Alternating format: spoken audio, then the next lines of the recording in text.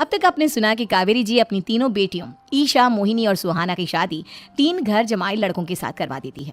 उन्हें लगता है कि ये लड़के शायद घर का कामकाज संभाल लेंगे, लेकिन उनके तीनों घर जमाई बहुत आलसी थे। वो नौकरी भी नहीं करते थे और बाहर का काम भी नहीं। कावेरी जी ने अपनी बेटियों से कहा कि वो प्रेगनेंसी का बहाना बनाकर अपने पतियों को सबक सिखाए। अब सुनिए आगे। मम्मी, आपने जैसा कहा था हमने वैसा ही किया, लेकिन देखिए ना, विवेक का हाल तो वैसा का वैसा ही है। घर में ना सुबह का नाश्ता बनता है और ना खाना। नौकरी पर जाने की बात करूं तो खाने को दौड़ते हैं मुझे। हाँ मम्मी, मैंने भी सुमित को कितनी बार कहा कि अगर नौकरी नहीं करनी तो कोई छोटी सी दुकान ही खोल लो, घर का खर्चा कैसे चलेगा। देखो दोपहर के 12 बजने आए और जनाब अभी तक सो रहे हैं। हाँ मम्मी, ईशा और सुहाना ठीक कहती हैं। अविनाश का भी यही हाल है। जब मैंने अपनी प्रेगनेंसी के बारे में कहा तो मुझसे कहने लगा, अरे दूसरी लड़कियां तो 9-9 महीने तक नौकरी करती है, बस डिलीवरी के टाइम छुट्टी लेती है। मोहिनी, तुम भी नौकरी करो। अब मुझे कहाँ नौकरी मिलेगी। मम्मी बताओ अब मैं क्या करूँ। हे भगवान, क्या सोचकर घर जमाई दामाद लाई थी मैं कि मेरी बेटियां मेरे पास रहेंगी और खुश रहेंगी, लेकिन इन आलसी दामादों ने तो हमारी जिंदगी को भी प्रॉब्लम में डाल दिया है। मैं तो कहती हूँ मम्मी, हम लोग वापस अपनी जॉब पर जाना शुरू कर देते हैं। बता देते हैं इन लोगों को कि हमने प्रेगनेंसी का बहाना किया है। नहीं नहीं बेटा, ऐसी गलती भी मत करना। अगर तुमने ऐसा किया तो इन तीनों की आदत और खराब हो जाएगी। अरे आज नहीं तो कल कभी तो तुम प्रेग्नेंट होगी, तब वापस यही प्रॉब्लम आएगी। तब क्या करोगी तुम तीनों। हाँ मम्मी, आपकी बात तो बिल्कुल सही है। इन लोगों को तो सुधारना ही पड़ेगा। लेकिन कैसे? अपने बच्चों के आने की खबर सुनकर भी इन लोगों पर कोई असर नहीं हो रहा। पैसे कमाने के लिए घर से बाहर निकलना ही नहीं चाहते ये तीनों। अब मेरे दिमाग में एक प्लान आया है। तुम तीनों चिंता मत करो, उन तीनों को बुलाओ, फिर मैं बात करती हूँ। थोड़ी देर बाद कावेरी जी अपने तीनों दामादों को सामने बुलाकर अपनी बात कहना शुरू करती हैं। अविनाश, सुमित और विवेक, देखो बेटा, मैं ना तुम तीनों से बड़ा प्यार करती हूँ, इसीलिए तो तुम्हें घर जमाई बना कर रखा है मैंने। अरे मम्मी जी, सीधे सीधे कहिए ना, क्या बात है। प्यार तो हम भी आपको बहुत करते हैं। अरे मम्मी जी, आपकी इज्जत भी बहुत करते हैं। अरे भैया, आपकी जैसी सास और कमाने वाली बीवी सबको मिलती है क्या? हाँ मम्मी, विवेक और सुमित ठीक कह रहे हैं। आपकी बेटी से शादी करके मेरी तो जिंदगी ही अच्छी हो गई है। जानती हूँ मैं, और ये भी जानती हूँ कि तुम तीनों अपने अपनी बीवियों से बहुत प्यार करते हो। बेटा, बात ऐसी है कि हमारे कुल गुरु ने कहा है कि प्रेग्नेंट होने के बाद मेरी तीनों बेटियां शुरू के 4 महीने हमारे गांव में जाकर रहेगी, जहां मेरे चाचा जी रहते हैं। अरे लेकिन क्यों मम्मी, गांव में जाकर रहने की क्या जरूरत है इन तीनों को। वो क्या है ना बेटा, हमारे परिवार को एक श्राप है। अगर मेरी बेटियों ने यहाँ पर बच्चा पैदा करने की कोशिश की तो उनके बच्चों को कुछ भी हो सकता है। इसलिए अब से लेकर 4 महीने पूरे होने तक इन्हें गाँव वाले घर में रहना पड़ेगा। हाँ तो इसमें प्रॉब्लम क्या है मम्मी जी? हम भी वहाँ जाकर रहेंगे, पिकनिक मनाएंगे।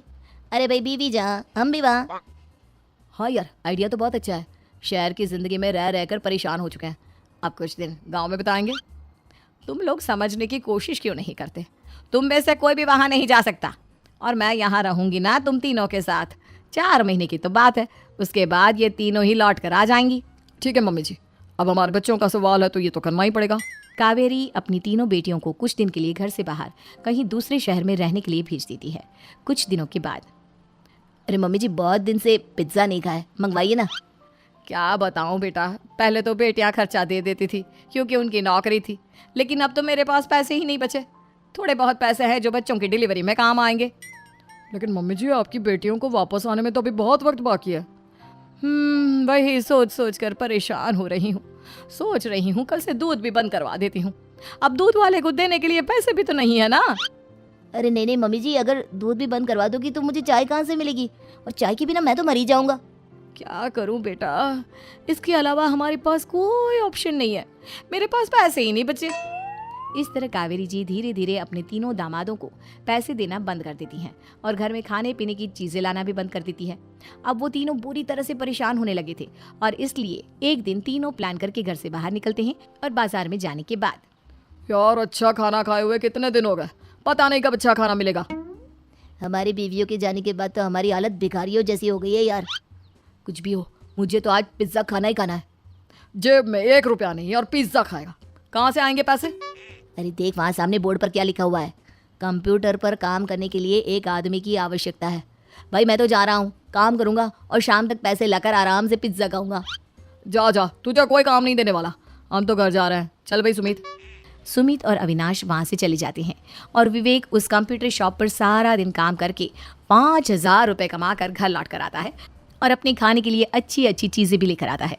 ये देखकर विवेक और सुमित के दिल में भी कुछ पैसे कमाने की इच्छा जागती है। अरे सुबह सुबह कहाँ चल दी है तुम?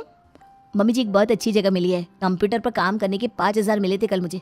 अगर रोज काम करूंगा तो पूरे 40,000 की तनख्वाह। अरे वाह, ये तो बहुत अच्छी बात है दामाद जी, आपको जाना ही चाहिए। सुमित और अविनाश विवेक को इस तरह तरक्की करते देखकर परेशान हो जाते हैं और वो दोनों भी काम की तलाश में निकल पड़ते हैं। धीरे धीरे उन दोनों को भी काम मिल जाता है। अब कावेरी के तीनों दामाद छोटी मोटी नौकरी करके अच्छा पैसा कमाने लगे थे। एक दिन कावेरी उन्हें अपने पास बुलाती है। अरे वाह, विवेक 40,000 कमा लेता है, अविनाश 60,000 और सुमित तुम भी 40,000 के आसपास कमा ही लेते हो। कुल मिलाकर तुम अच्छे खासे पैसे कमा रहे हो बेटा।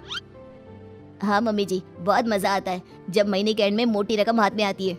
पूछिए मत मम्मी जी, घर में रहकर रोटी बना बना कर और तो जैसा महसूस होने लगा था मुझे तो। हाँ बेटा, तुम तीनों की बात तो बिल्कुल ठीक है। और जानते हो, अब तुम तीनों की पत्नियां भी वापस लौट कर आने वाली है। लेकिन मम्मी जी अभी तो उन्हें गए सिर्फ 2 महीने हुए हैं। आपने तो कहा था वो 4 महीने के बाद लौट कर आएंगी। ऐसा कुछ नहीं है बेटा, मैं सिर्फ तुम तीनों को सबक सिखाना चाहती थी कि आदमी घर में बैठकर बीवी की कमाई खाता हुआ अच्छा नहीं लगता। इस दुनिया में हर इंसान को मेहनत करनी चाहिए, काम करना चाहिए, चाहे वो औरत हो या आदमी, ताकि अपने परिवार को संभाल सके। कावेरी की बात सुनकर उन तीनों को अपनी गलती का एहसास होता है और कावेरी उन्हें सच बता देती है कि ईशा, सुहाना और मोहिनी शहर में ही कहीं दूसरी जगह रह रहे थे। शाम के वक्त उन तीनों की पत्नियां लौट कर आ जाती है और कावेरी जी का परिवार एक खुशहाल परिवार की तरह रहने लगता है।